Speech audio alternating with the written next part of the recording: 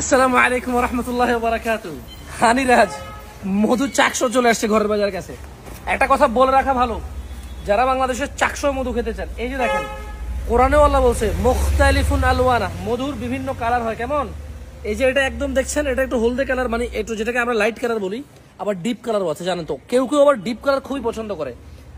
আপনারা যখন চাকশো মধু অর্ডার করবেন, সারা বাংলাদেশে হোম ডেলিভারি করবো, কিন্তু আসলে কোনটা ডিপ যাবে কোনটা লাইট যাবে আমরা মনে হয় এটা কন্ট্রোল করতে পারবো না আমাদের কাছে। তবে ডিপ খুব কমে আসছে, কারণ ওই যে ফুলের ভিন্নতা, মধুর ভিন্নতা। মধু সংগ্রহ হইতে তো একই রকম ফুল থাকে না, বুঝছেন? সারা পৃথিবীতে আসলে মৌমাছি মধু সংগ্রহ করে, ফুল থেকে, ফুলের নেকটার থেকে মধু সংগ্রহ করে।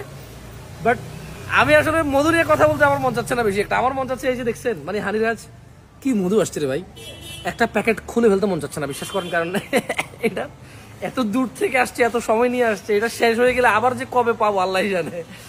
সো চাক সহ মধু খাওয়ার ইচ্ছা পূরণ হবে ইনশাল্লাহ এবার।